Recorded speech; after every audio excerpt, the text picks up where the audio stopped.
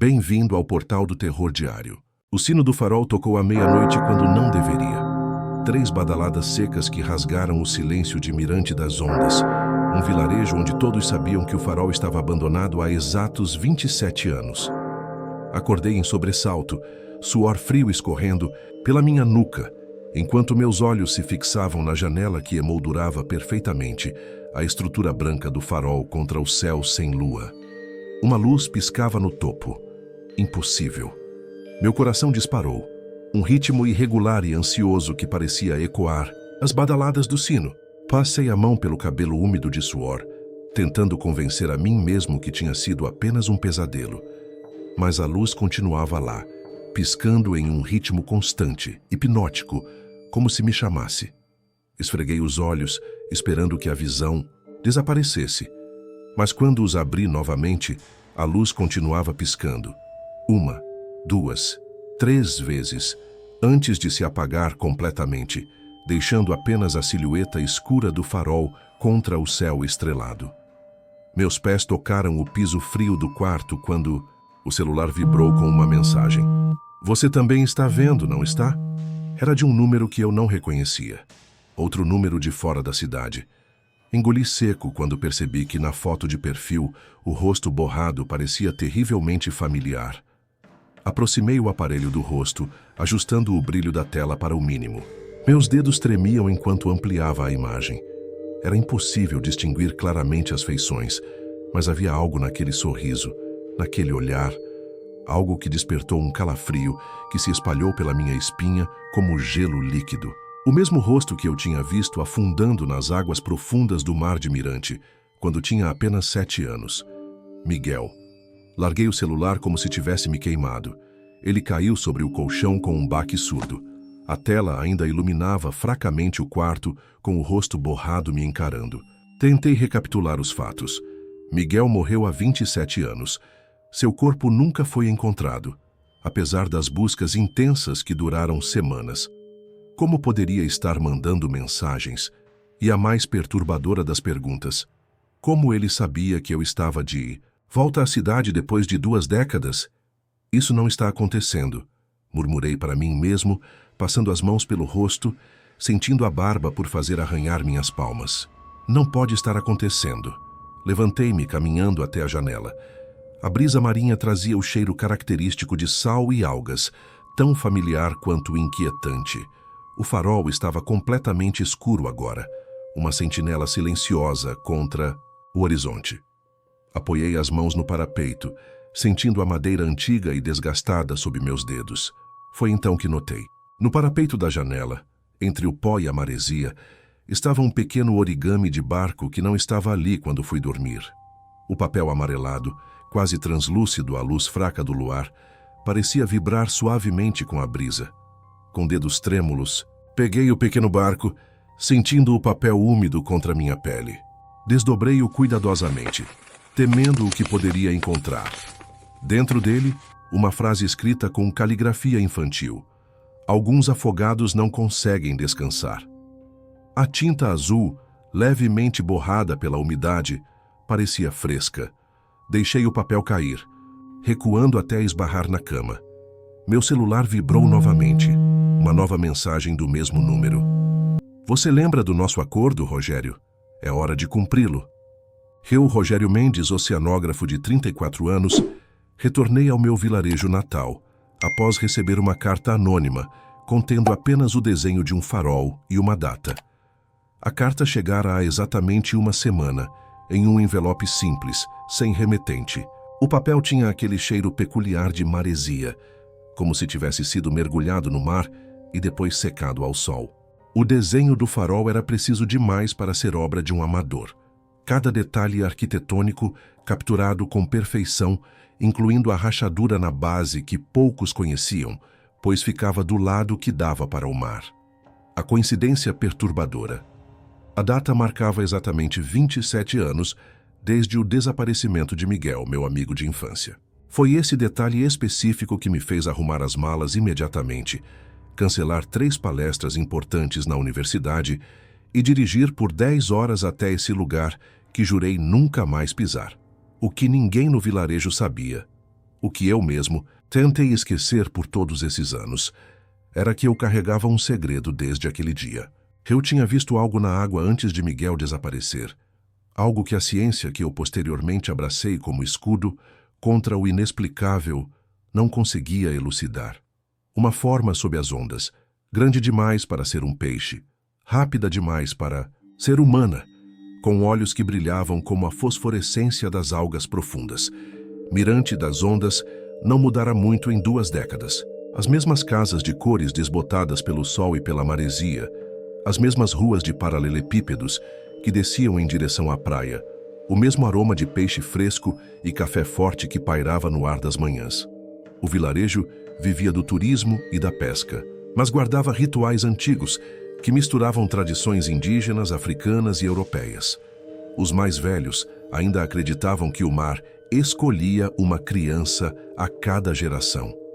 Um tributo obscuro que ninguém ousava discutir abertamente, mas que todos no fundo de seus corações supersticiosos temiam. Meu primeiro encontro foi com Dona Iracema, a benzedeira local agora com 92 anos. Encontrei-a sentada em sua varanda de madeira desgastada pela salinidade. As mãos nodosas, trabalhando em algo que parecia ser um pequeno barco de pano. Ela ergueu os olhos quando me aproximei, seu olhar ainda agudo como os falcões que sobrevoavam a costa. Me reconheceu imediatamente, apesar da idade e das rugas que tinham redesenhado meu rosto. "O mar te devolveu porque tem algo inacabado", sussurrou a senhora, recusando-se a tocar na minha mão ao me cumprimentar. Seus olhos analisaram-me de cima a baixo, como se procurasse marcas invisíveis em minha pele. "Você trouxe sal para nosso açúcar." "Vim apenas visitar Dona Iracema", menti, sabendo que ela não acreditaria. "Resolver algumas questões pendentes." "Questões pendentes?", ela repetiu, seus lábios finos se curvando em um sorriso sem humor. "Sim, você tem muitas delas, não é mesmo? O mar não esquece suas dívidas, menino, e você deve muito a ele, único hotel da cidade. Um prédio de 3 andares com vista para o mar. Conheci Eduardo, um homem de aproximadamente minha idade, que se apresentou como jornalista investigativo. Disse estar pesquisando fenômenos meteorológicos na região, especialmente as tempestades anômalas, que ocorriam em intervalos específicos. Algo em seus olhos inquietos, porém, sugeria que ele buscava muito mais do que dados climáticos. "As tempestades daqui têm padrões interessantes", ele comentou durante nosso encontro casual no café da manhã. "Ciclos de 27 anos. Já notou isso?" A menção específica àquele número me fez engasgar com o café. "Coincidência", respondi após recuperar o fôlego. "Não acredito em coincidências, Sr. Mendes", Eduardo respondeu, seus olhos fixos nos meus. "Especialmente quando encontramos o mesmo padrão em outras 7 localidades ao longo da costa." Mais tarde naquele dia, passei pelo corredor e notei que a porta do quarto de Eduardo estava entreaberta.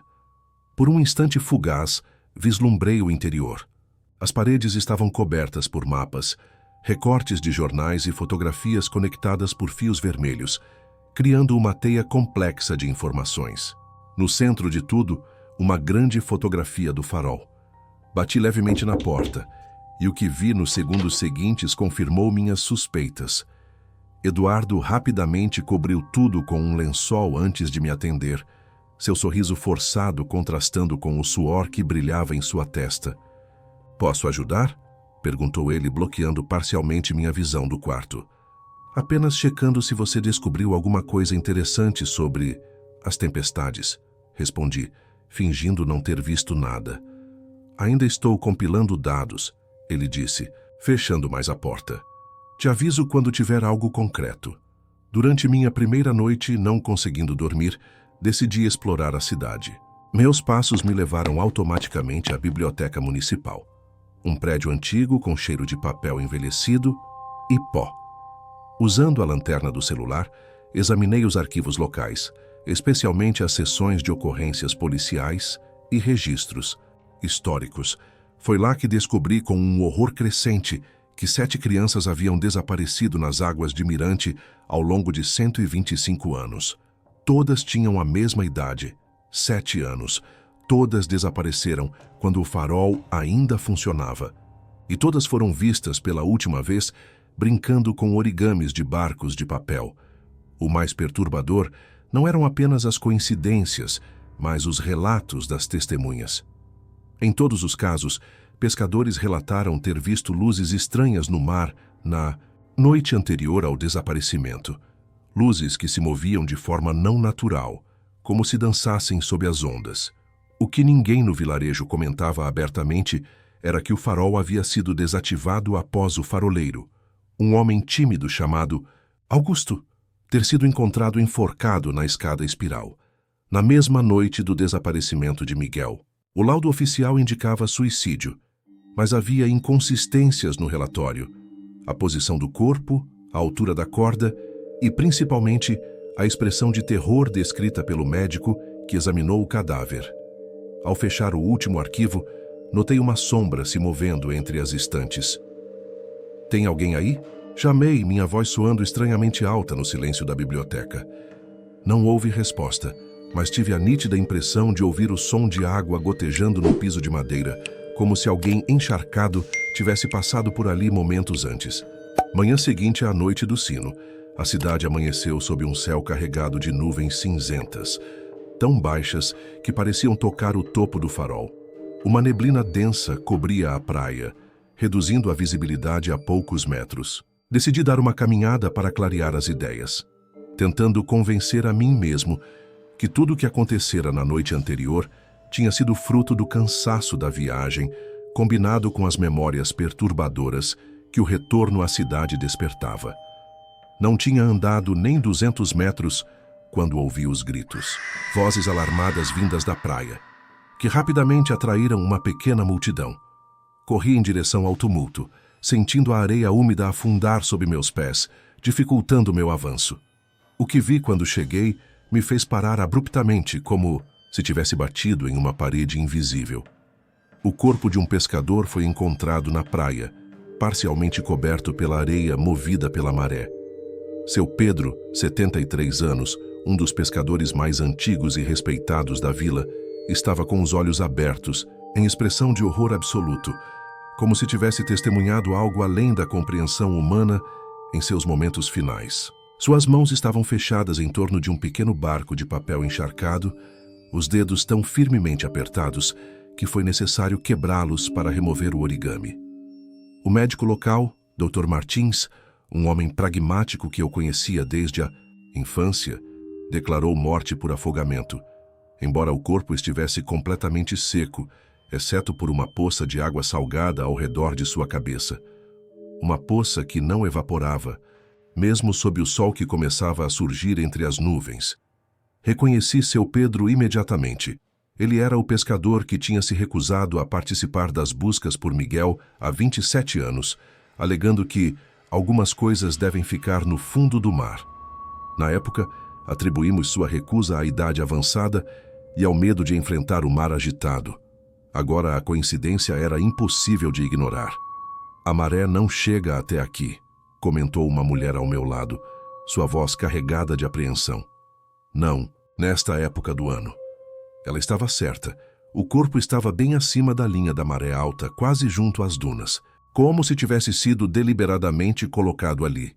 Eduardo apareceu no local antes mesmo da polícia, sua câmera profissional já capturando imagens do corpo e da cena ao redor. Quando me viu, guardou a câmera rapidamente, aproximando-se com passos cautelosos. "Começou de novo", ele murmurou, sua voz quase inaudível sob o rumor das conversas ao nosso redor. Exatamente como no caso que investigava em Maresia do Norte. Primeiro o sino, depois um corpo, sempre seguindo o mesmo padrão. "Você conhece outros casos como este?", perguntei, puxando-o para longe da multidão. 7 ao longo da costa nos últimos 100 anos, respondeu ele, seus olhos examinando a praia como se procurasse algo específico. Sempre com 27 anos de intervalo, sempre começando com um sino que ninguém tocou. Um arrepio percorreu minha espinha. "E como terminam?", Eduardo desviou o olhar, fixando-o no horizonte nublado. "Isso depende de você, Rogério, de como você escolher enfrentar o que está por vir." Antes que pudesse pressioná-lo por mais informações, um temporal se formou repentinamente, com uma velocidade sobrenatural. Em questão de minutos, o céu escureceu completamente, como se a noite tivesse caído em plena manhã. Relâmpagos cortavam as nuvens em padrões estranhos, quase como se formassem símbolos por breves instantes. A chuva começou a cair em grossas cortinas, forçando todos a se abrigarem. Enquanto corríamos para o pequeno quiosque da praia, notei algo perturbador. A tempestade parecia concentrada apenas sobre o vilarejo, como se tivesse um propósito, uma inteligência própria. Além dos limites de Mirante das Ondas, o céu permanecia claro, criando uma fronteira visível onde as nuvens simplesmente paravam, formando um círculo perfeito sobre nós. Através da cortina de chuva, tive a impressão de ver uma figura infantil parada na porta do farol, olhando em nossa direção. Uma silhueta pequena, vestindo o que parecia ser roupas molhadas que se colavam ao corpo. Mesmo à distância, pude sentir seu olhar fixo em mim. "Você está vendo aquilo?" Perguntei a Eduardo, apontando na direção do farol. Quando ele se virou para olhar, a figura havia desaparecido, deixando apenas a porta do farol balançando suavemente na tempestade. O delegado local Romero, um homem prático e cético que assumira o cargo há apenas 5 anos, chegou finalmente para examinar o corpo de seu Pedro. Após uma breve análise, rejeitou qualquer conexão entre a morte e o farol. "Superstições não resolvem crimes", disse ele, orientando seus homens a removerem o corpo para o pequeno necrotério da cidade. O velho provavelmente saiu para pescar mais cedo, foi pego pela mudança de maré e se afogou.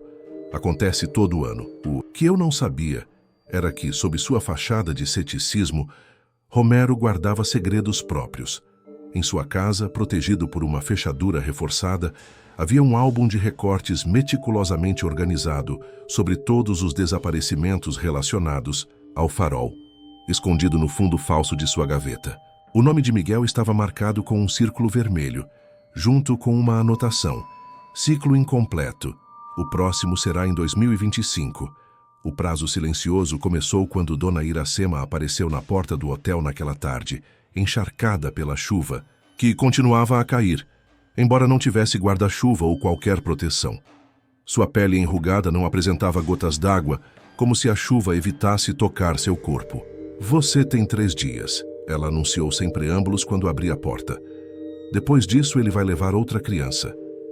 "Quem vai levar, Dona Iracema?" perguntei, embora temesse a resposta. "Você sabe quem?" respondeu ela, seus olhos fixos nos meus. "O mesmo que te poupou. O mesmo que agora exige seu pagamento."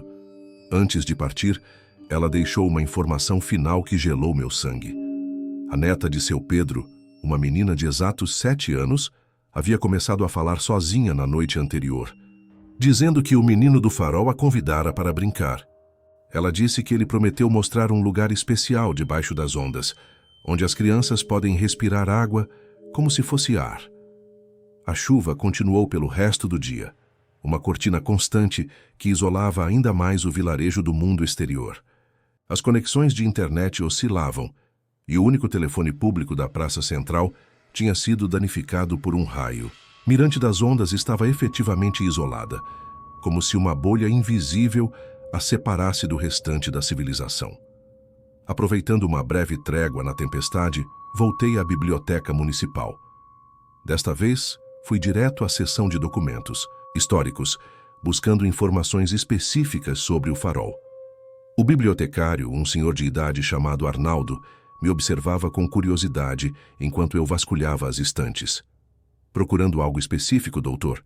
perguntou ele, sua voz ecoando entre as estantes vazias. "Registros do farol", respondi sem desviar minha atenção dos arquivos, especialmente os últimos anos antes de ser desativado. Arnaldo ficou em silêncio por alguns segundos, como se ponderasse algo importante. "Terceira estante à direita, última prateleira", disse finalmente. "Mas não diga que fui eu quem lhe mostrou." Na localização indicada, encontrei uma caixa de madeira empoeirada contendo cadernos antigos, os diários de bordo do farol, onde cada faroleiro registrava ocorrências, manutenções e observações.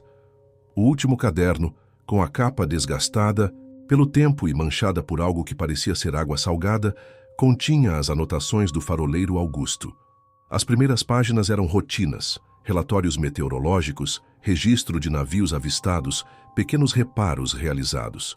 Mas à medida que avançava no diário, o tom mudava drasticamente. Augusto começava a relatar anomalias, luzes inexplicáveis sob as ondas, sons estranhos que pareciam vir do próprio mar, e mais perturbador, uma presença que o observava. Das águas todas as noites. A última entrada, datada do dia antes do desaparecimento de Miguel, era escrita com uma caligrafia trêmula, quase ilegível. Ele está ficando mais forte. Consigo senti-lo tentando entrar no farol à noite. Os barcos de papel aparecem nas escadas, mesmo quando tranco todas as portas. Não sei quanto tempo mais posso resistir. As crianças da vila estão tendo os mesmos sonhos. Sonhos de um lugar, sob as ondas onde nunca precisarão crescer. Tentei avisar os pais, mas ninguém acredita. O ciclo está quase completo. Falta apenas uma. Que Deus me perdoe pelo que terei que fazer para quebrar este ciclo. Fechei o caderno com as mãos trêmulas. O que exatamente Augusto planejava fazer e por que ele se enforcou na mesma noite em que Miguel desapareceu? Ao sair da biblioteca, encontrei Eduardo esperando do lado de fora, protegido da chuva fina que voltara a cair. Seu olhar era grave e ele segurava uma pasta plástica protegida da umidade. Precisamos conversar, disse ele, indicando o pequeno café na esquina. Uma vez acomodados em uma mesa isolada, Eduardo finalmente revelou seu verdadeiro interesse. Seu irmão mais novo havia desaparecido em circunstâncias idênticas em outro vilarejo costeiro, a 300 quilômetros dali, exatamente 27 anos atrás, no mesmo dia em que Miguel desapareceu. Não foi coincidência eu estar aqui quando você chegou, confessou, abrindo a pasta que continha dezenas de recortes de jornais, fotografias e anotações. Venho seguindo este padrão há anos. Existem 7 pontos na costa brasileira com exatamente o mesmo padrão de desaparecimentos. Os documentos que Eduardo me mostrou eram perturbadores. Em cada um dos 7 vilarejos costeiros, separados por centenas de quilômetros, ocorriam desaparecimentos de crianças a cada 27 anos, sempre precedidos por fenômenos inexplicáveis envolvendo o mar. Em cada localidade, havia um farol que eventualmente foi desativado após uma tragédia envolvendo o faroleiro. O mais estranho é isso, disse Eduardo, mostrando-me um mapa da costa. Se você conectar os 7 pontos onde ocorreram os desaparecimentos, forma-se um padrão. Uma constelação que só aparece no céu uma vez a cada 27 anos. O padrão formado no mapa era idêntico a Pleiades. As 7 irmãs, uma constelação associada em diversas culturas a histórias de afogamento e ressurreição. Mas o que isso significa? Perguntei, sentindo meu ceticismo científico lutando contra as evidências à minha frente. Não sei ainda, admitiu Eduardo. Mas sei que você é especial, Rogério. Em 125 anos de registros, você é o único que foi levado pelo mar e retornou. Aquela noite, deitado na cama do hotel, comecei a ter sonhos vívidos e perturbadores. Sonhei que nadava nas profundezas do oceano, mas não sentia falta de ar. A água ao meu redor era estranhamente morna e acolhedora, como um abraço líquido que me guiava cada vez mais fundo. No sonho, seguia um rastro de barcos de papel que flutuavam na corrente, dirigindo-se para uma fenda escura no leito marinho. A fenda levava a uma caverna submersa, iluminada por um estranho brilho azulado que parecia emanar das próprias paredes. No centro da caverna, sentado em uma roda com outras 6 crianças, estava Miguel, exatamente como eu o lembrava. 7. Ranos, cabelos negros, o mesmo sorriso travesso. Todas as crianças brincavam calmamente, construindo pequenos barcos de papel que, ao serem colocados na água, ganhavam vida própria. Estamos esperando o 7º barco, disse Miguel no sonho, erguendo os olhos para me encarar. Seus olhos não eram mais castanhos, mas de um azul profundo e brilhante, como se contivessem o próprio oceano. Falta apenas um. Você sabe quem é, não sabe, Rogério? Acordei ofegante, o travesseiro encharcado de suor. A luz da manhã entrava pelas frestas da cortina, indicando que tinha dormido mais do que pretendia. Ao me sentar na cama, notei algo que não estava ali quando fui dormir. Meu velho diário de infância, que eu havia deixado para trás ao mudar-me da cidade, colocado cuidadosamente sobre o criado mudo. Com as mãos trêmulas, abri o diário. As primeiras páginas continham o que eu esperava. Anotações infantis sobre brincadeiras, pequenas aventuras, desenhos mal feitos de barcos e peixes. Mas à medida que avançava, encontrei desenhos que não me lembrava de ter feito. Desenhos detalhados do farol, cada um com uma figura escura ao lado, uma silhueta humanoide, mas estranhamente alongada e fluida, como se fosse feita de água. O mais perturbador era o último desenho, datado do dia anterior ao desaparecimento de Miguel. Mostrava 7 crianças de mãos dadas em círculo, submersas no que parecia ser o oceano. Acima delas, um barco de papel navegava na superfície. No verso da página, escrito com minha caligrafia infantil, mas em um tom que certamente não era meu: 6 escolhidos, um protetor. O mar sempre cobra seus tributos. Naquela noite, convenci Eduardo a me acompanhar em uma investigação ao farol abandonado. A tempestade havia cedido temporariamente, deixando um céu limpo e estrelado. A luz da lua cheia revelava o farol em toda sua deterioração. Paredes rachadas, janelas quebradas, a pintura branca descascando para revelar a pedra cinzenta por baixo. A porta de entrada estava trancada com correntes enferrujadas, mas Eduardo veio preparado. Com uma pequena ferramenta, conseguiu abrir o cadeado. O interior do farol era um estudo em decadência. Escadas de metal corroídas pelo sal, paredes manchadas por infiltrações, o cheiro de mofo e decomposição permeando cada centímetro. Subimos, cuidadosamente, pela escada espiral que levava ao topo, cada degrau protestando sob nosso peso. Na sala da lanterna, o mecanismo que outrora guiara navios estava coberto por uma grossa camada de poeira e teias de aranha.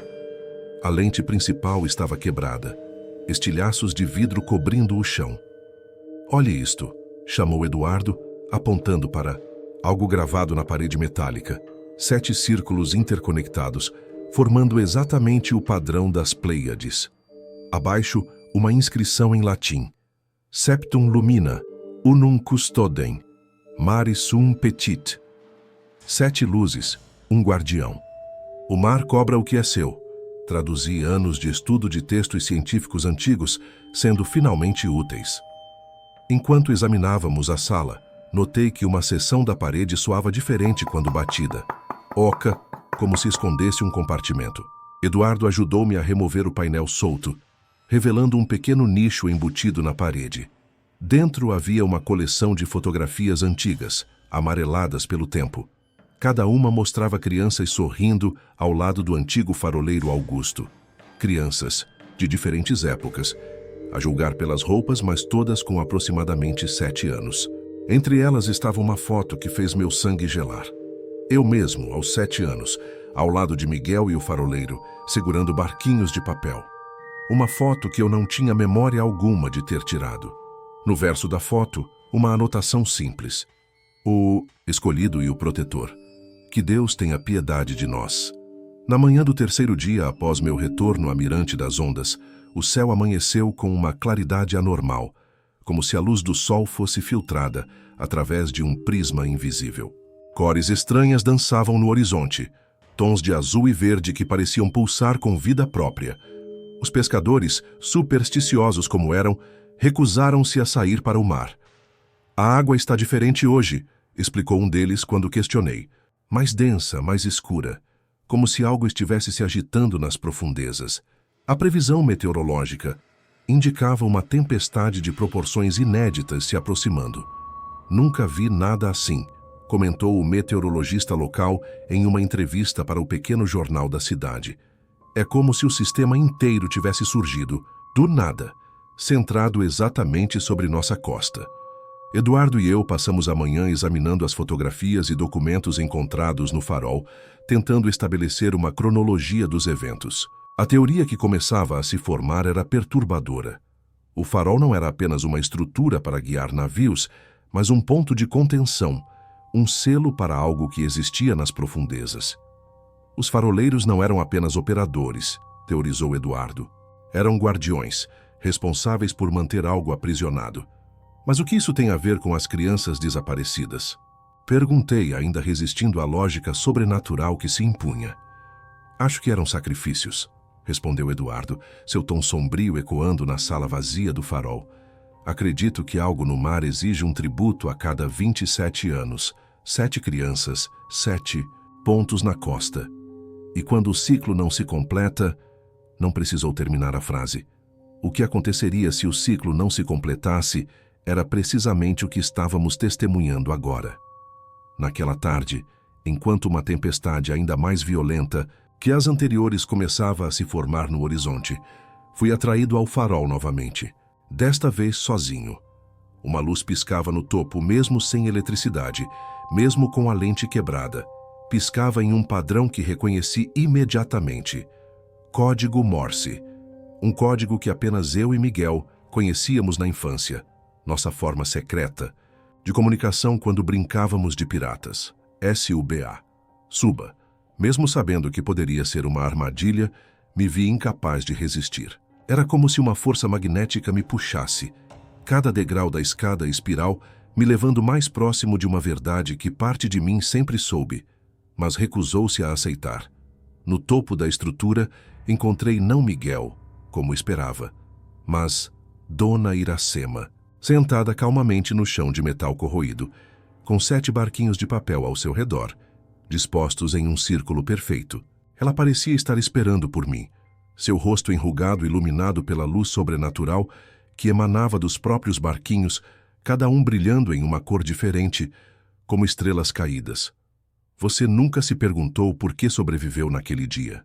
A idosa perguntou com uma voz surpreendentemente firme, sem o tremor da idade que normalmente a caracterizava. Os escolhidos pelo mar sempre são 7, mas você ele rejeitou. Do que você está falando? Perguntei, mesmo sabendo a resposta em algum nível profundo. Você sabe, Rogério, você sempre soube. Seus olhos fixos nos meus pareciam conter a sabedoria de séculos. O mar escolhe 7 a cada ciclo. Crianças de coração puro, de alma leve. Mas ele cuspiu de volta à praia. Por quê? Em um momento de clareza terrível, fragmentos de memórias suprimidas voltaram como estilhaços de vidro, cortando minha mente. Eu havia empurrado Miguel da pedra quando éramos crianças. Não por acidente, como sempre acreditei, mas por ordem do faroleiro. A lembrança veio com uma nitidez dolorosa. Augusto me chamando ao farol no dia anterior, mostrando-me os registros de gerações, explicando a necessidade do sacrifício. Um deve se afogar para que 7 possam viver. Ele havia dito a mim na véspera, suas mãos pesadas em meus ombros infantis. E você, Rogério, você será o protetor que quebra o ciclo. Você precisará fazer uma escolha terrível. E eu havia feito. Empurrei meu melhor amigo das pedras durante nossa brincadeira. Observei enquanto ele se debatia na água, gritando por socorro. Observei a forma escura que se moveu sob as ondas, envolvendo-o como um abraço líquido, puxando-o para as profundezas. E então, quando a mesma forma tentou me agarrar, algo inexplicável aconteceu. Ela recuou, como se repelida por algo em mim. Você lembra agora, disse Dona Iracema. Não como uma pergunta, mas como uma constatação. Caí de joelhos, a náusea me dominando, enquanto as memórias continuavam a se derramar em minha consciência. Eu matei Miguel, sussurrei. Minha voz quase inaudível sob o rugido do vento que aumentava lá fora. Não, respondeu ela, sua voz estranhamente gentil. Você foi usado como instrumento, como todos nós. Dona Iracema revelou-se então. Ela era a guardiã de um pacto ancestral que remontava à fundação do vilarejo. O farol não era apenas uma estrutura para guiar navios, mas um ponto de conexão entre mundos, um portal que precisava ser alimentado regularmente para permanecer selado. A cada 27 anos, o mar exige seu tributo. 7 crianças ou toda a vila perece. Ela apontou para a janela quebrada, onde o mar revolto começava a invadir a costa, ondas muito maiores do que qualquer tempestade natural poderia produzir. O que você vê agora é apenas o começo. Mas por que crianças? Perguntei, a bile subindo em minha garganta. Almas puras, respondeu ela. Não corrompidas pelo tempo e pelos pecados. É o único pagamento que ele aceita. Ele? O que vive, sob as ondas. O que estava aqui muito antes de nós, e estará muito depois que formos todos poeira. Eduardo, que havia me seguido até o farol, emergiu da escada, ofegante e encharcado pela chuva torrencial. Ao ver Dona Iracema e os barquinhos brilhantes, ele sacou uma arma, apontando-a com mãos trêmulas. Então é você, disse ele, sua voz carregada de ódio e dor. É você quem coordena os sacrifícios. Foi quando ele revelou seu verdadeiro sobrenome, Augusto. Ele era filho do faroleiro que se suicidara e viera em busca de vingança, não de respostas. Meu pai se matou por culpa do que vocês o forçaram a fazer, acusou ele, avançando. Um passo. Ele não aguentou o peso de usar uma criança para matar outra. Ele achava que estava protegendo o vilarejo até descobrir a verdade. E qual é a verdade? Perguntei, dividido entre Eduardo e Dona Iracema. Que não é necessário, respondeu Eduardo, seus olhos brilhando com lágrimas contidas. Que o ciclo pode ser quebrado permanentemente. Foi o que meu pai descobriu, e por isso ele foi silenciado. Dona Iracema soltou uma risada seca, sem humor. Seu pai era um tolo idealista, garoto. Ele não entendeu a natureza do pacto. Não há como quebrá-lo sem consequências. Na confusão que se seguiu, Eduardo avançou, a arma apontada para o peito da idosa. Tentei intervir, e no breve confronto a arma disparou. A bala não atingiu nenhum de nós, mas ricocheteou nas paredes metálicas, acertando finalmente a base de um dos suportes principais da estrutura, já comprometida pelo tempo e pela corrosão. Gemido metálico ecoou por todo o farol, quando parte da escadaria desabou, levando consigo pedaços do piso. Agarrei-me a uma viga para não cair, enquanto Eduardo escorregava em direção ao buraco recém-formado. Consegui segurar sua mão no último instante, mas estava perdendo o apoio rapidamente. Dona Iracema, surpreendentemente ágil para sua idade, arrastou-se até nós. Em vez de ajudar, porém, ela se inclinou sobre Eduardo. O mar nunca esquece uma dívida, sussurrou ela antes de empurrá-lo deliberadamente. Eduardo conseguiu agarrar-se a uma borda, mas estava visivelmente perdendo as forças. Foi quando a idosa revelou que a maldição era ainda mais antiga do que eu imaginava. No século XVIII, 7 náufragos de um navio explorador haviam sido deliberadamente deixados para se afogar por moradores do que viria a ser Mirante das Ondas, que saquearam seus pertences. As 7 almas presas entre mundos fizeram um pacto com algo ancestral que habitava as profundezas. Eles se tornaram os primeiros guardiões das portas submarinas, explicou ela, e em troca, o mar concedeu prosperidade ao vilarejo. Mas o preço era alto. A cada geração, 7 novas almas deveriam se juntar aos guardiões originais. 7 crianças. Mas seu amigo Miguel, ele não era uma alma qualquer. Ele era descendente direto de um dos náufragos originais. Sua morte perturbou o equilíbrio. Enquanto ela falava, o farol inteiro estremeceu sob um golpe violento das ondas que agora atingiam sua base. A estrutura começou a inclinar-se perigosamente. O mar nunca esquece uma dívida, repetiu Dona Iracema, antes de cair pela escadaria. Em colapso, seu corpo frágil desaparecendo na escuridão abaixo. Em um esforço desesperado, consegui resgatar Eduardo dos escombros, puxando-o para a segurança relativa do que restava do piso do topo do farol. Mas a queda havia aberto uma passagem secreta na base da estrutura. Um túnel que antes estava oculto por painéis falsos e que agora se revelava. Um caminho que seguia em direção ao mar, construído com pedras muito mais antigas que o próprio farol. Precisamos sair daqui, ofegou Eduardo, sangue escorrendo de um corte em sua testa. Mas era tarde demais. A maré começou a subir rapidamente, invadindo o túnel, a água salgada subindo espiral acima com uma velocidade impossível, inundando o caminho por onde tentávamos fugir. Enquanto corríamos de volta à vila, percebi a verdade mais devastadora de todas. Não era Miguel quem havia retornado para me assombrar com mensagens e barquinhos de papel. Era o próprio mar, usando a forma da criança que eu havia traído como uma máscara para seu poder incompreensível. E ele tinha vindo cobrar seu débito diretamente a mim, o protetor que falhou, o escolhido que foi rejeitado. O ciclo havia sido quebrado 27 anos atrás. E agora, a barragem de contenção estava prestes a romper-se completamente. Ao retornarmos à vila, encharcados e exaustos, encontramos um cenário de crescente caos. A tempestade havia se intensificado a níveis inimagináveis, com ventos que arrancavam telhas e derrubavam árvores como se fossem palitos. O mais perturbador, porém, não era a violência dos elementos, mas os fenômenos inexplicáveis que começavam a se manifestar por todo o vilarejo.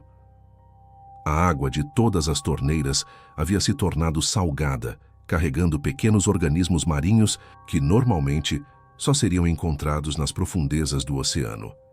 Criaturas translúcidas com bioluminescência própria, que nadavam pelos encanamentos como se estivessem em seu ambiente natural. Em cada pia, banheira ou vaso sanitário, a água pulsava com uma vida própria, subindo e descendo em um ritmo que lembrava uma respiração lenta e constante. Crianças por toda a vila acordaram gritando simultaneamente às 3 da manhã, todas relatando o mesmo sonho. Um menino de 7 anos, encharcado e pálido, convidando-as para brincar no farol.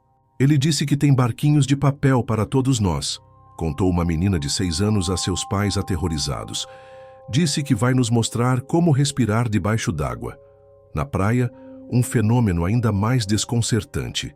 Dezenas de animais, marinhos, peixes de diferentes espécies, polvos, até mesmo um pequeno tubarão, apareceram mortos, dispostos em um círculo perfeito na areia.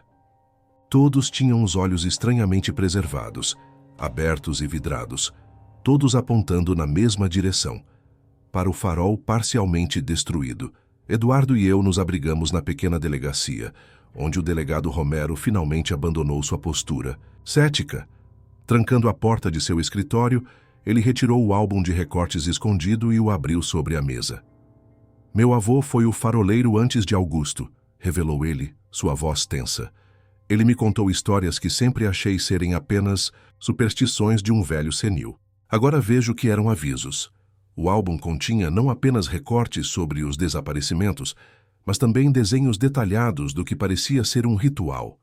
7 pontos de poder ao longo da costa brasileira, cada um marcado com um farol, todos construídos exatamente na mesma época, todos seguindo o mesmo projeto arquitetônico peculiar. 7 vidas a cada 27 anos, ou o mar leva tudo, confirmou Romero apontando para anotações nas margens das páginas. Mas o ciclo foi quebrado quando você sobreviveu, Rogério, e agora a contenção está falhando. Uma chamada de rádio interrompeu nossa conversa. A neta de seu Pedro, a pequena Luísa de 7 anos, havia desaparecido naquela noite. Seus pais a encontraram ausente da cama, a janela aberta apesar da tempestade violenta. Em seu quarto, apenas um barquinho de papel molhado com água salgada, brilhando suavemente com a mesma luz sobrenatural que vimos no farol. Enquanto a notícia se espalhava, moradores enfurecidos e aterrorizados começaram a se reunir em frente à delegacia. De alguma forma, a história de meu envolvimento no desaparecimento de Miguel havia vazado, provavelmente através de Dona Iracema antes de seu aparente fim no farol. Você quebrou o pacto e agora ele quer mais que 7, gritavam, batendo nas janelas e portas. Entregue-se ao mar antes que ele leve todas as nossas crianças. Eduardo, agora meu aliado relutante após descobrirmos que ambos éramos peças do mesmo jogo macabro, retirou de sua mochila algo que havia ocultado até então. As páginas arrancadas do diário de seu pai, que ele havia encontrado escondidas em um compartimento secreto em sua casa, após a morte do faroleiro. Meu pai não se matou, disse ele, as mãos trêmulas enquanto folheava as páginas amareladas. Ele foi assassinado por tentar interromper o ritual. Veja, as páginas revelavam a descoberta feita por Augusto nos últimos dias de sua vida. Sacrifício das crianças não era uma necessidade cósmica para manter o equilíbrio, mas uma manipulação antiga para controlar o vilarejo através do medo. Os verdadeiros guardiões deveriam ser adultos conscientes, que escolhessem voluntariamente proteger a barreira entre mundos, não crianças inocentes levadas sem compreender. As crianças não podem ser verdadeiros guardiões porque não entendem o que estão protegendo. Leu Eduardo em voz alta de uma das páginas. O ritual foi corrompido por aqueles que acharam mais fácil sacrificar os inocentes do que a si mesmos. Enquanto a multidão crescia lá fora, mais violenta a cada minuto, e a tempestade atingia níveis apocalípticos, compreendi que tínhamos pouco tempo para agir. O mar estava reclamando seu devido e não se satisfaria até obter o guardião correto. Delegacia não permaneceria segura por muito tempo. A multidão, uma mistura volátil de pais aterrorizados e pescadores supersticiosos, já havia quebrado as janelas externas e tentava forçar a porta principal. Romero e seus 2 únicos policiais bloqueavam a entrada, mas era apenas questão de tempo.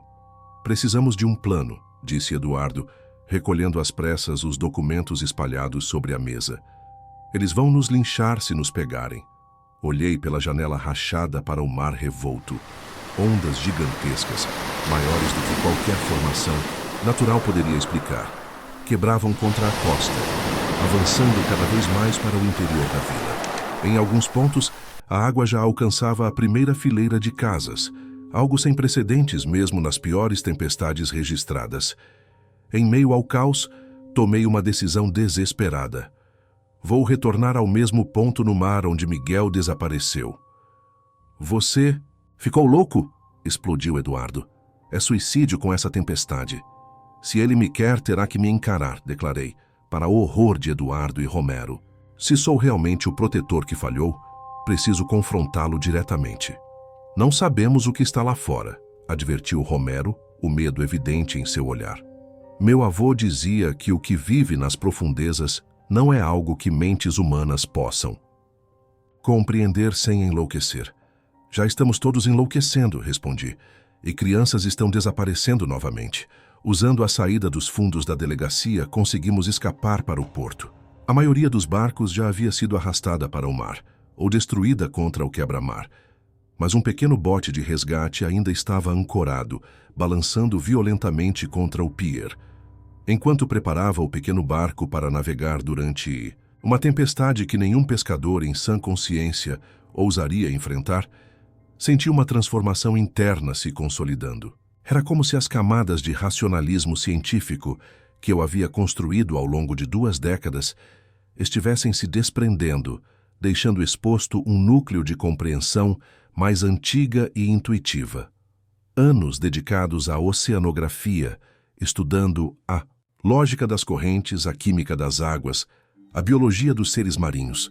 Tudo isso parecia agora uma tentativa desesperada de racionalizar o irracional, de domesticar através da ciência algo que existia muito além de suas fronteiras. Algumas coisas não podem ser medidas ou explicadas, admiti em voz alta, finalmente abraçando a realidade que sempre tentei negar. O mar não é apenas um corpo de água, é uma entidade, uma consciência.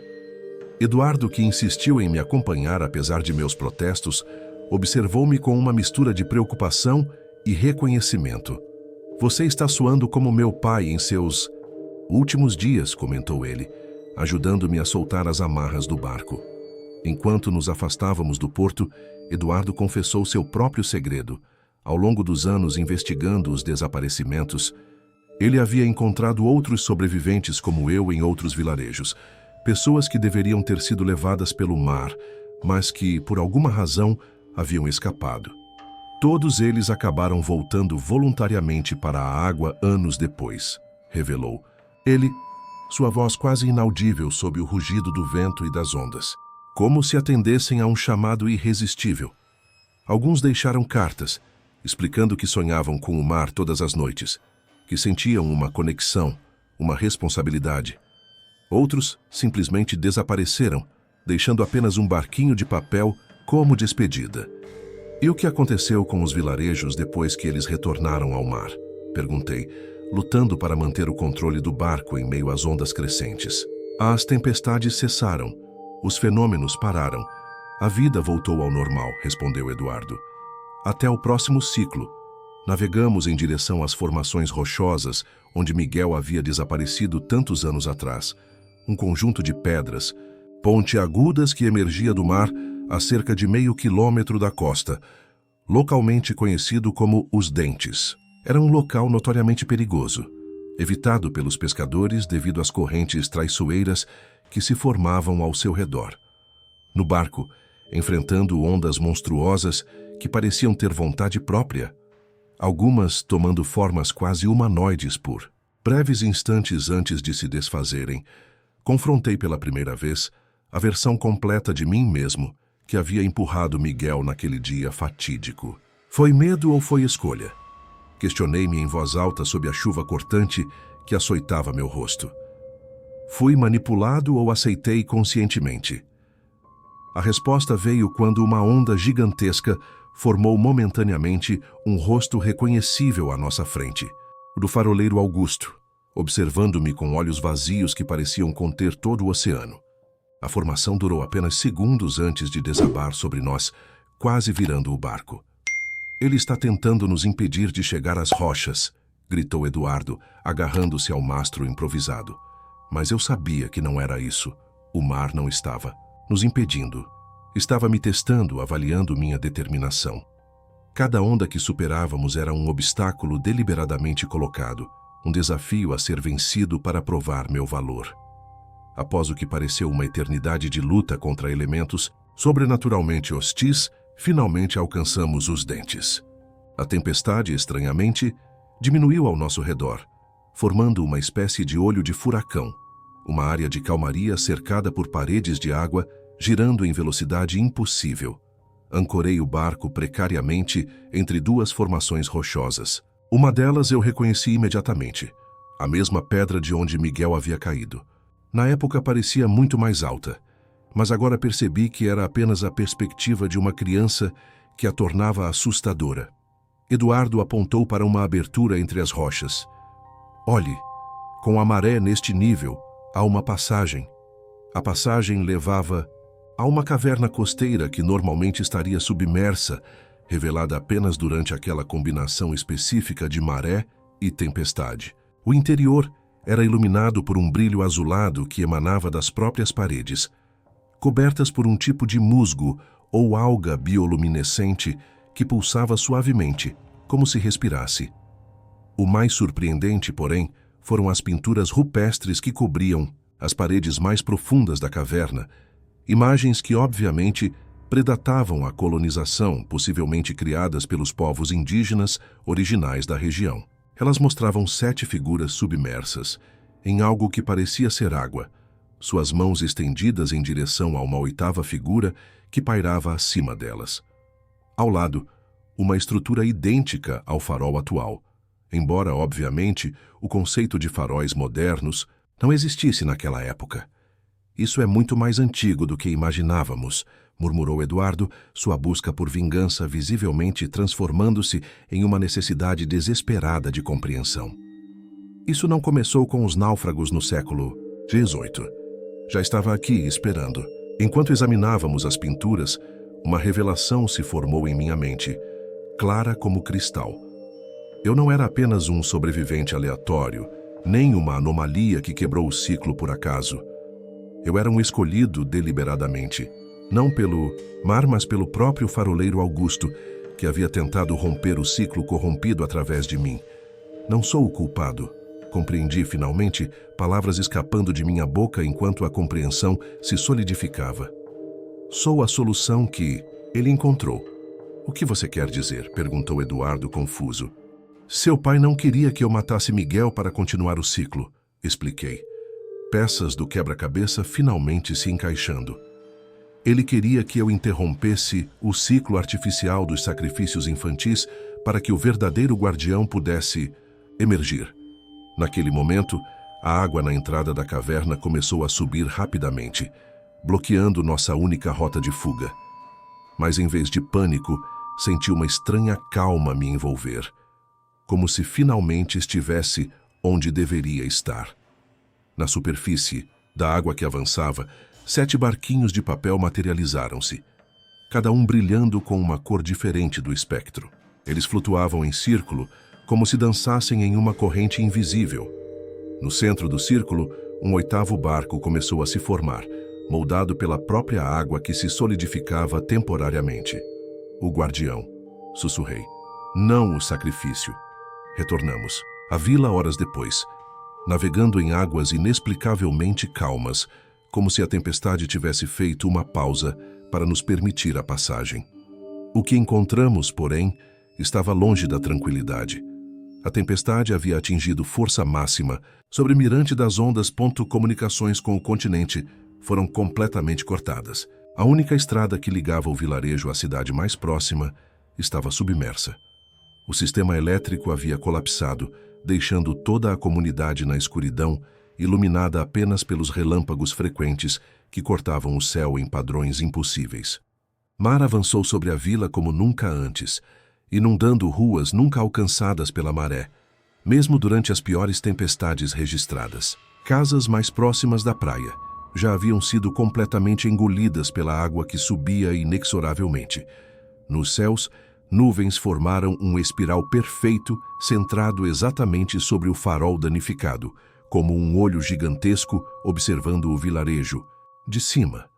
Os moradores, abandonando qualquer tentativa de salvar seus pertences, haviam se refugiado nos 2 pontos mais altos da comunidade, a igreja colonial no topo da colina e a escola municipal, construída recentemente em terreno elevado. A hostilidade direcionada a mim havia sido temporariamente esquecida, face à ameaça imediata de aniquilação. Quando Eduardo e eu chegamos à igreja, ensopados e exaustos, encontramos o salão principal lotado de famílias assustadas, algumas rezando fervorosamente, outras simplesmente abraçadas em silêncio.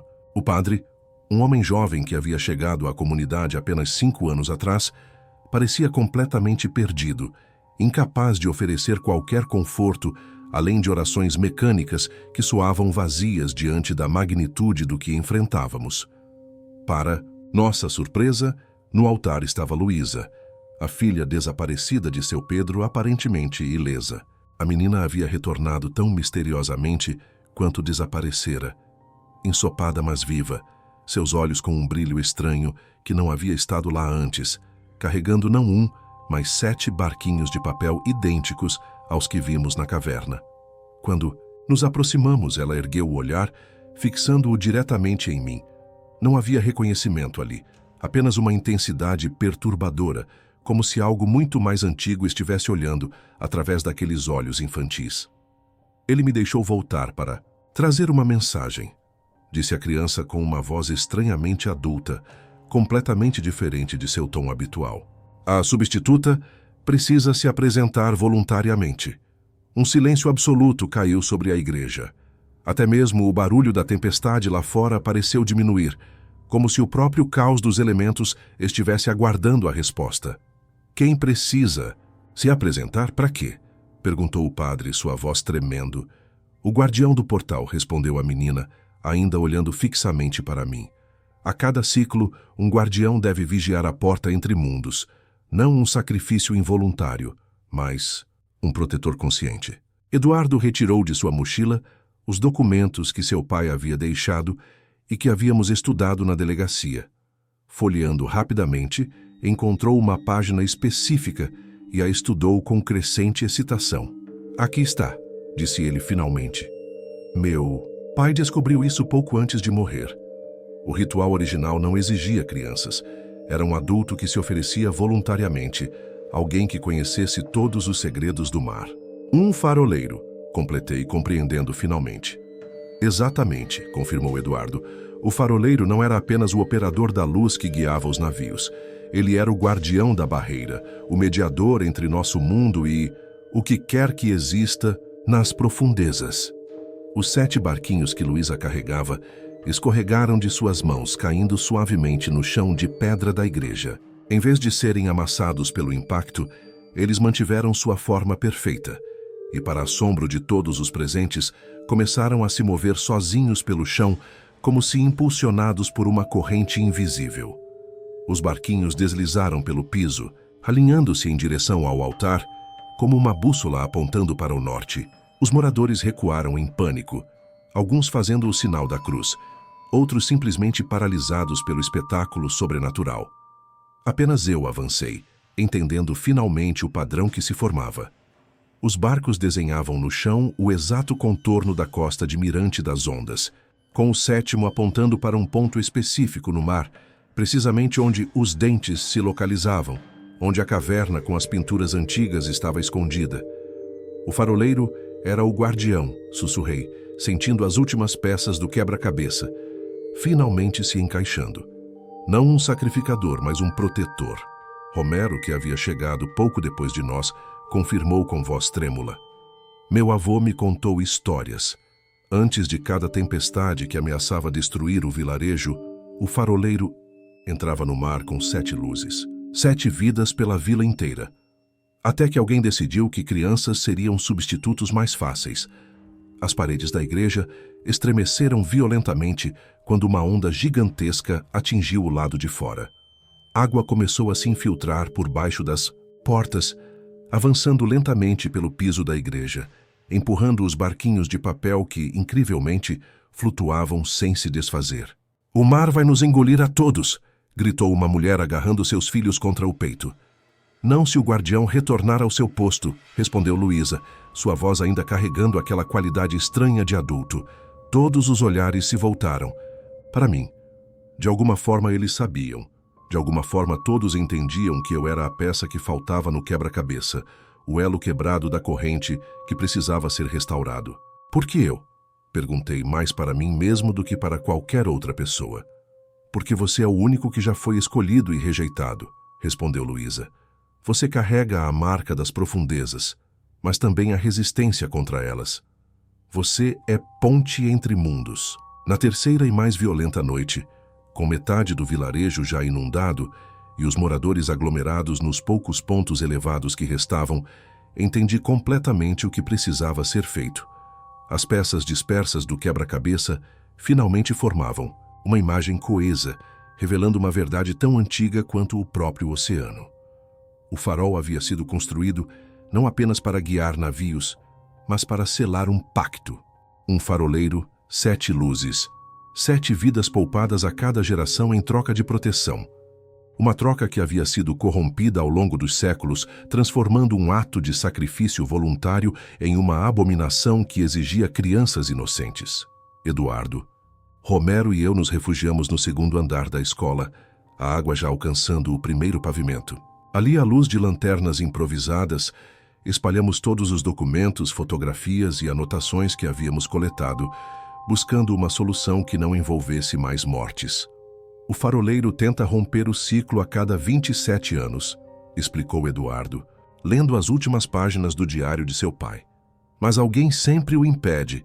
A pergunta é, quem se beneficia com o sacrifício?" "Poder", respondeu Romero. "Meu avô me contou que o Conselho dos Pescadores sempre soube a verdade. Eles mantiveram o segredo por gerações, usando o medo para controlar o vilarejo. As famílias que nunca perderam crianças para o mar eram justamente as que garantiam que outras fossem sacrificadas." Um barulho na porta interrompeu nossa conversa. Para nossa surpresa, era Dona Iracema, encharcada e cambaleante, mas viva. Seu corpo estava coberto de cortes e hematomas da queda no farol, mas seus olhos mantinham a mesma lucidez penetrante. "Como você sobreviveu?" perguntei, ajudando-a a sentar-se. "O mar não me queria ainda", respondeu ela com um sorriso amargo. "Tenho uma confissão a fazer antes de partir." Dona Iracema estava à beira da morte, seu corpo frágil finalmente cedendo após décadas de resistência. Antes de dar seu último suspiro, ela confessou a verdade completa. "Foi meu bisavô quem mudou o ritual. Ele era o faroleiro na época, mas se recusou a sacrificar-se quando chegou o momento. Um faroleiro por 7 vidas era um preço muito alto", ele decidiu. Crianças eram mais fáceis de manipular, mais fáceis de atrair com promessas de aventuras submarinas e barquinhos de papel. Seus olhos nublaram-se de culpa enquanto continuava. "O mar aceitou a troca, mas ficou furioso. Cada geração, sua fúria cresce. O que vemos agora é apenas o começo do seu despertar completo. Existe uma forma de acalmar o mar permanentemente? Perguntei. Sim, sussurrou ela.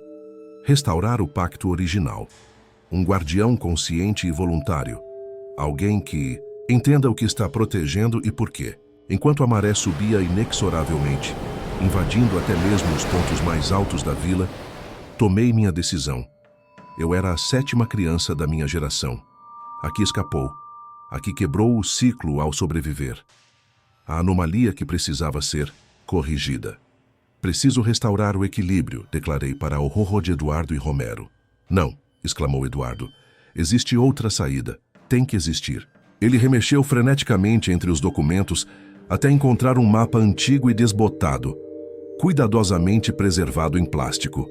Era um mapa da costa brasileira, com 7 pontos marcados, cada um com um símbolo que representava um farol. Meu pai encontrou isso entre os pertences do faroleiro anterior a ele, explicou Eduardo. 7 faróis, 7 pontos de poder ao longo da costa. Se acendermos todos simultaneamente pela primeira vez em 125 anos, podemos quebrar o ciclo completamente. Redirecionar a energia, criar um novo equilíbrio.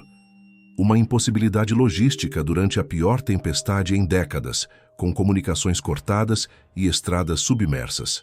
Uma tarefa irrealizável mesmo em condições perfeitas, quanto mais no apocalipse em miniatura que enfrentávamos. A menos que... Foi então que tive uma epifania, uma compreensão que parecia vir não apenas de minha mente, mas de algum conhecimento ancestral despertado por tudo que havia experienciado nos últimos dias. Não são 7 faróis físicos, disse, meus olhos percorrendo o mapa com novo entendimento. São 7 pessoas, os 7 que escaparam ao longo dos anos. Não há tempo para encontrá-los, argumentou Romero, apontando para a água que já começava a se infiltrar no 2º andar. Estão espalhados por toda a costa. Não precisamos, respondi, compreendendo finalmente a verdade completa. Estão todos aqui. Apontei para a janela em direção à igreja onde os moradores se refugiavam. Estiveram aqui o tempo todo. Saímos apressadamente, atravessando a água que já alcançava nossa cintura, em direção à igreja. Lá, diante dos moradores assustados, apontei um por um. Seu Jorge, o pescador que sobreviveu a um naufrágio inexplicável há 60 anos, quando era apenas um menino. Dona Eulália, resgatada das águas quando criança, a única sobrevivente de um barco que virou com 7 pessoas a bordo. Eduardo, cujo pai o escondeu quando era sua vez de ser levado. Um por um, identifiquei 7 pessoas cuja conexão nunca havia sido feita. Todos deveriam ter sido levados pelo mar em algum momento. Todos haviam escapado de seu destino por circunstâncias que pareciam coincidências, mas que agora revelavam-se como peças de um plano muito maior. Como você sabia? Perguntou Eduardo atônito. Porque o padrão sempre esteve lá, respondi. 7 luzes, 7 guardiões, não vítimas, mas protetores. É assim que quebramos o ciclo, não com mais sacrifícios, mas restaurando o propósito original do pacto. Sob minha orientação, baseada em uma combinação do conhecimento científico que acumulei como oceanógrafo e da sabedoria ancestral que parecia fluir diretamente para minha consciência, os 7 sobreviventes se posicionaram em pontos específicos do vilarejo. Mesmo com a inundação avançando rapidamente, conseguimos criar uma formação que espelhava exatamente a constelação das Pleiades, a mesma que aparecia no céu na noite em que o pacto original foi selado séculos atrás. Cada pessoa carregava uma lanterna improvisada, criada a partir dos materiais disponíveis. Velas, lanternas de celular, até mesmo garrafas contendo aquele estranho plâncton bioluminescente que havia começado a proliferar nas águas que invadiam. O vilarejo Monteduardo, demonstrando uma coragem que contrastava com seu comportamento cauteloso dos dias anteriores, voluntariou-se para a posição mais perigosa, o topo do farol, parcialmente destruído. Escalando a estrutura instável em meio à tempestade, ele conseguiu acender a antiga lâmpada, agora alimentada por geradores modernos que haviam sido instalados na base como parte de um projeto de restauração nunca concluído.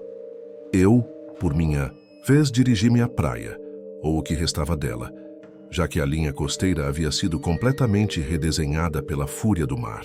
Ali na fronteira entre a terra e o oceano enfurecido, aguardava o momento exato em que a maré atingiria seu ponto mais alto, quando a barreira entre nosso mundo e o que existia nas profundezas estaria mais fina.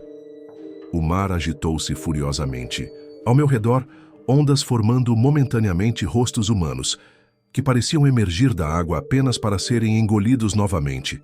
As crianças perdidas ao longo dos séculos, o faroleiro Augusto, náufragos de tempos esquecidos. No horizonte, além da cortina de chuva, algo começou a emergir. Uma forma colossal, meio humanoide, meio aquosa, que parecia ao mesmo tempo sólida e líquida, definida e sem forma. Miguel? Chamei instintivamente, mas sabia que não era ele. Era algo muito mais antigo. Algo que existia antes mesmo dos primeiros humanos pisarem naquela costa, usando a forma de meu amigo como máscara, como interface compreensível para minha mente limitada. Você quebrou o ciclo, disse a entidade com a voz de Miguel distorcida por ondas e vento. Agora deve restaurá-lo ou pagar o preço. Avancei para a água até que ela alcançasse meu peito, sentindo a força das correntes tentando me puxar. Para as profundezas. Não vim pagar uma dívida, declarei, surpreso com a firmeza de minha própria voz. Vim negociar um novo acordo. A entidade oscilou, intrigada. Ao redor do vilarejo, os 7 sobreviventes em suas posições começaram a brilhar suavemente, como faróis humanos. Não era uma luz física, mas uma espécie de luminescência da alma que transcendia o plano material. O verdadeiro propósito dos faroleiros revelou-se. Não eram sacrifícios, mas mediadores entre mundos. Ninguém mais será sacrificado, declarei, mantendo meu olhar fixo na forma fluida à minha frente. Nem crianças nem faroleiros. Em vez disso, oferecemos memória e respeito. A forma aquosa de Miguel inclinou-se, analisando-me com olhos que pareciam conter todo o oceano em suas profundezas. O mar não esquece, ecoou a voz, reverberando não apenas no ar, mas dentro de minha própria mente. O mar não perdoa, mas o mar compreende equilíbrio. Respondi, estendendo minha mão em um gesto que era tanto oferta quanto desafio. 7 guardiões, não 7 sacrifícios, 7 luzes para honrar, não para pagar. Por um momento que pareceu se estender até a eternidade, a entidade permaneceu imóvel, avaliando. Então, em um movimento que desafiava as leis da física, estendeu o que poderia ser chamado de mão, um apêndice fluido que se solidificava à medida que se aproximava da minha. Quando nos tocamos, uma conexão instantânea se formou. Em um flash de compreensão pura, visualizei a verdadeira natureza do que enfrentávamos. Não uma entidade maligna, sedenta por sacrifícios, mas um guardião antigo de barreiras cósmicas. Uma consciência tão vasta e diferente da nossa que nossos antepassados só conseguiram interpretá-la através do filtro do medo e da superstição. Vi também o que aconteceria se o pacto não fosse restaurado. Não apenas a destruição de Mirante das Ondas, mas uma abertura permanente na tênue barreira que separava dimensões, permitindo que coisas que não deveriam existir em nosso mundo fluíssem livremente, causando caos e incompreensão muito além de nossa pequena vila. A tempestade cessou abruptamente quando a entidade marinha aceitou os termos propostos. Como um interruptor sendo desligado, o vento amainou. A chuva parou. E as ondas que momentos antes ameaçavam engolir o vilarejo inteiro recuaram gradualmente, deixando para trás destroços, lama e a desolação típica das grandes catástrofes naturais. Mas apesar da destruição material, havia um sentimento palpável de renovação no ar, como se uma maldição antiga tivesse sido finalmente quebrada. O acordo estava selado. Em vez de crianças inocentes, o vilarejo manteria 7 guardiões, descendentes dos sobreviventes, que dedicariam parte de suas vidas a preservar o oceano e suas criaturas, a lembrar os nomes daqueles perdidos nas águas ao longo dos séculos, a manter viva a história verdadeira. O farol seria reconstruído, não como símbolo de medo e sacrifício, mas como memorial e farol literal, Uma luz que não apenas guiaria embarcações, mas também serviria como lembrete constante do pacto renovado. Eu assumiria o papel que o faroleiro Augusto tentou me passar décadas atrás. Não vítima, mas protetor consciente, mediador entre mundos que poucos sequer imaginavam existir. Nos dias que se seguiram, enquanto o vilarejo começava o árduo processo de reconstrução, ocorreram eventos que confirmaram a natureza sobrenatural do que havíamos enfrentado. Na manhã seguinte à tempestade, 7 barquinhos de papel foram encontrados perfeitamente alinhados na praia, intactos, apesar da fúria dos elementos que haviam devastado estruturas muito mais sólidas. Dentro de cada barquinho havia um pequeno pedaço de papel contendo um nome. Os nomes de todas as crianças perdidas ao longo dos séculos, finalmente lembradas e honradas. O último barquinho, ligeiramente maior que os outros, trazia apenas 2 palavras escritas em uma caligrafia infantil que reconheci imediatamente como a de Miguel. Finalmente paz. Quando examinei mais atentamente os barquinhos, descobri um padrão nas dobras que não seguia as regras tradicionais do origami. Aplicando meu conhecimento de oceanografia, percebi que as dobras formavam um mapa detalhado das correntes submarinas na região, incluindo algumas que nunca haviam sido documentadas pela ciência moderna. Era tanto um presente quanto uma responsabilidade, conhecimento que poderia salvar vidas se utilizado corretamente. Eduardo, cuja busca por vingança havia se transformado em uma jornada de compreensão, decidiu permanecer em Mirante das Ondas. Algumas histórias precisam ser contadas corretamente, disse ele, enquanto começava a organizar e documentar tudo o que havíamos descoberto. Seu objetivo era criar um registro completo e verdadeiro, para que o ciclo jamais fosse esquecido ou corrompido novamente. O que aconteceu com seu irmão? Perguntei a ele um dia, enquanto trabalhávamos na reorganização da biblioteca municipal, que havia sido parcialmente danificada pela inundação. Acho que ele está em paz agora, respondeu Eduardo, após um momento de reflexão. Assim como Miguel. Não eram vítimas, no final das contas, eram guardiões que não sabiam de seu propósito. A reconstrução do vilarejo avançou com surpreendente rapidez, graças, em parte, a uma solidariedade comunitária que nunca havia sido vista antes em Mirante das Ondas. Antigas rivalidades foram esquecidas, segredos de família vieram à tona e foram perdoados. Uma nova transparência tomou o lugar das décadas de silêncio e superstição. O mais impressionante foi a mudança na relação dos moradores com o mar. O medo ancestral que sempre caracterizou aquela comunidade de pescadores deu lugar a um respeito profundo, mas não temeroso. Compreenderam, finalmente, que o oceano não era um inimigo a ser aplacado com sacrifícios, mas uma força primordial que exigia apenas reconhecimento e respeito. Diz-se em Mirante das Ondas que em noites de tempestade, quando o vento sopra do leste trazendo o aroma intenso de maresia, luzes podem ser vistas no horizonte, 7 pequenos pontos que dançam sobre as águas como estrelas caídas. Os pescadores não temem mais essas luzes. Elas se tornaram guias bem-vindos, faróis naturais que os ajudam a retornar em segurança para casa. O vilarejo prosperou novamente nos anos seguintes, mas de maneira diferente. O turismo baseado apenas em praias e sol deu lugar a um tipo mais reflexivo de visitação. Pessoas vinham para conhecer a história do vilarejo, para ver o farol reconstruído, para participar dos rituais anuais de agradecimento ao mar, agora despidos de seu aspecto macabro e transformados em celebrações de memória e continuidade. Como o novo faroleiro, ou guardião, como prefiro ser chamado, assumo uma posição única na comunidade. Não sou exatamente um líder espiritual, nem apenas um cientista, mas algo entre esses 2 mundos. Meu conhecimento oceanográfico ganhou novas dimensões com o que aprendi das profundezas, permitindo avanços que nunca teriam sido possíveis seguindo apenas o caminho estrito da ciência convencional.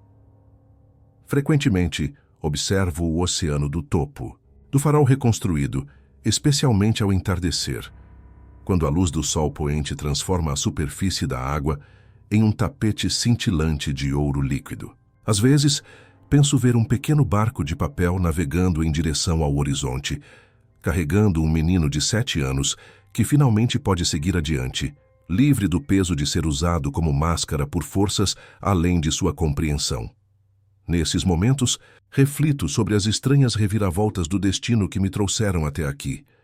Como uma tragédia de infância, que carreguei como culpa por décadas, revelou-se ser parte de algo muito maior. Como minha busca científica para entender o oceano era, no fundo, uma tentativa de compreender o que havia acontecido naquele dia fatídico. Quantas vezes em nossas vidas transformamos respeito em medo, proteção em sacrifício? Quantos ciclos perpetuamos por não questionar as histórias que nos foram contadas? E mais importante, como você reescreveria os pactos silenciosos que governam seu próprio mundo? O mar guarda suas próprias verdades, algumas belas, outras terríficas, mas todas parte do mesmo tecido da realidade. E talvez a maré que bate à sua porta também traga não uma ameaça, mas um convite para compreender algo muito maior que você mesmo. Algo que sempre esteve lá, esperando apenas ser reconhecido. Enquanto escrevo estas palavras em meu diário no alto do farol, observo 7 pequenos barcos de pesca retornando ao porto, suas luzes formando uma constelação refletida nas águas calmas do crepúsculo. 7 luzes, 7 guardiões. O ciclo continua, mas transformado, renovado.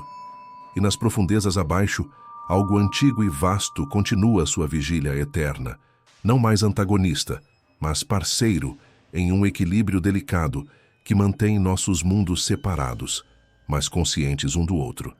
Não mais exigindo sacrifícios, mas oferecendo sabedoria a quem tiver coragem de escutar o que o mar tem a dizer. A verdadeira natureza do farol finalmente revelada. Não apenas uma luz para guiar navios de volta para casa, mas um lembrete constante de que existem fronteiras a serem respeitadas e pontes a serem mantidas. E eu, Rogério Mendes, antigo menino que empurrou um amigo para a morte, agora homem que encontrou redenção e propósito, mantenho essa luz acesa, noite após noite, maré após maré. O sino do farol às vezes ainda toca à meia-noite. Não, mais como presságio de desgraça, mas como um lembrete. E quando ele soa, sorrio e sussurro para o vento. Estamos guardando bem o portal, Miguel. Estamos guardando bem. Agora que chegamos no final, se inscreve e comente. Vamos abrir o portal do seu próximo pesadelo diário. Porque o portal nunca fecha, apenas espera pela próxima história.